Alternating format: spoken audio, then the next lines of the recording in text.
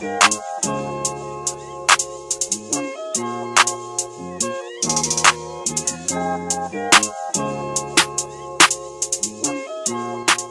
and welcome to the Southern Perspective. My name is Julius Kizzy, bringing you the latest news from the University of Southern Mississippi. Now, Mississippi boasts one of the highest rates of obesity in America, but some on the Southern Miss campus hope to change their eating habits towards a healthier lifestyle. With sizzle, spice, and a touch of things nice, this kitchen has a certain flavor they're cooking up. These Southern Miss community members are not just cooking for their stomachs, but as they say, it's also for their health. There are some health benefits that we discussed, the nutrients that you get per amount of food in a vegetable versus a meat product is vastly different. So I think it just depends on what your motivation is. This is a vegetarian cooking class with one obvious rule: no meat. But not just vegetarians, but also pescatarians and vegans spread out in this class. There's several different levels of vegetarians, some octo-ovo or pesca vegetarians, like several different levels. And I think they're kind of out there meandering about as we're kind of looking for a way to try and consolidate them, like almost like a support group, because it is hard sometimes, especially in the South, to lead a vegetarian lifestyle. The dishes are black bean soup and a zucchini frittata, giving even some of the crowd who are still meat eaters a different taste. According to the Washington Post in 2014, Mississippi is one of the most obese states in America.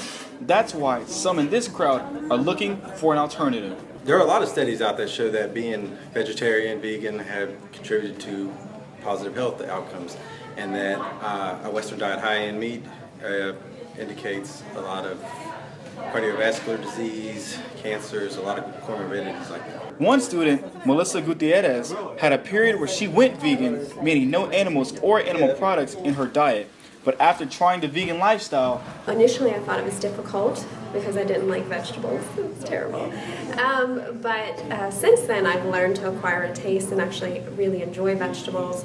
And I think being a vegetarian, my taste buds have increased. So Gutierrez can tell you that it is not always easy to be a vegetarian. if you are beginning in the early stages, it's very difficult to know what to eat, I think, and you have to read a lot of labels. But after reading those labels and watching your food more carefully, Just keep trucking. Later, you'll get the hang of it. Yeah. and your kitchen just may get a bit more green. With the School of Music, the School of Dance, and even art, there is talent everywhere in between at Southern Miss. The Southern Miss Activities Council invites 11 students, all willing to showcase their talents for the USM student body. USM Has Talent showcases singing, dancing, and some who even rap. Overall, 3 judges scored the performances of those on stage, but there was only one winner, Jacoby Doherty, who took home the first place award. SMAC says that they hope to have the same turnout for future events on campus. With all of the renovations going on campus, it can be easy to miss the small things that make the USM campus beautiful to some. But the workers, who sometimes work 12-hour shifts, are not looking for any credit for putting their stamp on the Southern Miss campus. Ever wonder how campus gets like this? You're probably not up early enough. When we're out there from really 5:30 to 2 or 6:30 to 3. The physical plant makes sure that your Southern Miss is clean and uptight every time you visit campus.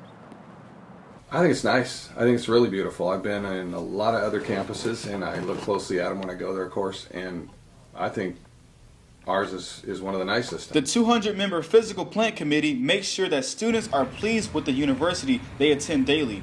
But the plant is not just landscapers. I've never seen an organization like ours where we have the capability to do everything that's necessary on campus, from designing to, tree work, arborist work, anything like that. And if you're doing the math, it's all 300 acres minus the footprint of the buildings, and that's 15 to 16 people. So each person is literally responsible for 20 acres minus the footprint of the building. From gardeners to electricians, the physical plant keeps the USM campus upbeat.